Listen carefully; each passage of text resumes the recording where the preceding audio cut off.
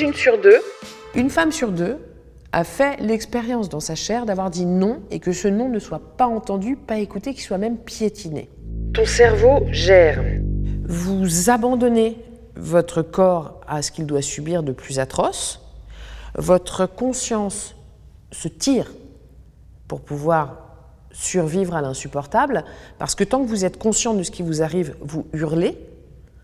Sauf que, à un moment donné, vous avez la conscience que si vous continuez à hurler, votre panique va développer la sienne et qu'à ce moment-là, vous risquez en plus du reste de mourir. Donc, votre conscience se casse parce que sinon, elle ne supporterait pas. Et vous avez une espèce de super cerveau, super héros, qui gère et à qui vous avez fixé un objectif, c'est « tu me sors de là en vie ». Donc tout ce qu'il faut faire pour survivre à ça, vous le faites. Mais c'est plus vraiment vous. Attends, je veux que tu aies bien le temps de te rendre compte de ce qui est en train de t'arriver. Cette phrase-là, ce qu'elle dit, c'est elle montre à quel point leur jouissance vient de notre souffrance. C'est-à-dire qu'ils ont besoin de nous voir à terre, de nous voir humiliés, de nous voir écrasés de douleur et de peur. C'est ça qui les fait jouir. Dommage, elle est même pas défigurée. Le commissaire rentre, me regarde et prononce cette phrase. Ce qu'elle raconte, c'est qu'à partir du moment où vous avez été violé, vous n'existez plus. Donc on dit elle, donc on parle de vous comme si vous n'étiez pas là. Et que 2, il faut, pour avoir une chance de voir la procédure aboutir, c'est-à-dire à la fois que la plainte ne soit pas classée sans suite, 73% des plaintes pour violences sexuelles classées sans suite aujourd'hui en France. Pour avoir une chance de voir le violeur condamné, 1% seulement des viols débouchent sur une condamnation. Donc, pour que la procédure puisse aller jusqu'au bout, il faut que vous correspondiez à l'idée qu'on se fait d'une victime. On devait gagner, c'était sûr de sûr. Un viol, ça se fait pas. Un viol, c'est puni par la loi. On savait que c'était parole contre parole parce qu'il se trouve que j'ai eu le réflexe de me laver, donc il n'y avait plus de traces ADN.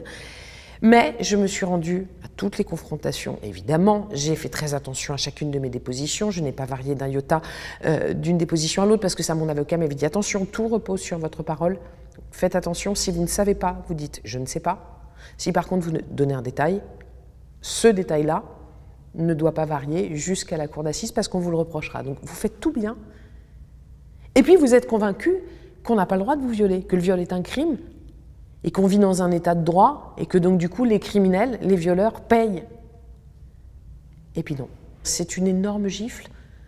Le viol vous a mis à terre, vous vous êtes relevé pour les besoins d'instruction, et parce que vous étiez pétri de ces principes-là, et une deuxième fois, on vous casse les genoux, quoi.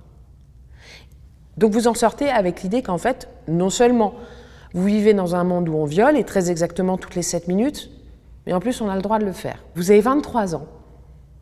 Et à 23 ans, vous comprenez dans votre chair que la justice n'est pas juste. Au bout du compte, le viol reste le seul crime où les victimes se sentent coupables et où les coupables sont convaincus d'être innocents. Le temps qu'on va passer à se demander pourquoi elle a accepté un dernier verre, pourquoi elle a mis une jupe, pourquoi elle a picolé ce soir-là, c'est autant de temps qu'on ne passera pas à se poser la seule vraie question qui vaille, c'est pourquoi il a violé. La parole aura beau se libérer, les oreilles, elles, refuseront toujours de se déboucher. Ça fait des années, voire des décennies qu'on parle. Le vrai problème, il n'est pas là. Le vrai problème, c'est on fait quoi de cette parole? Est-ce qu'on est prêt à l'entendre? Est-ce qu'on est prêt à s'en saisir? Est-ce qu'on est prêt à en faire quelque chose pour que ça n'arrive plus jamais?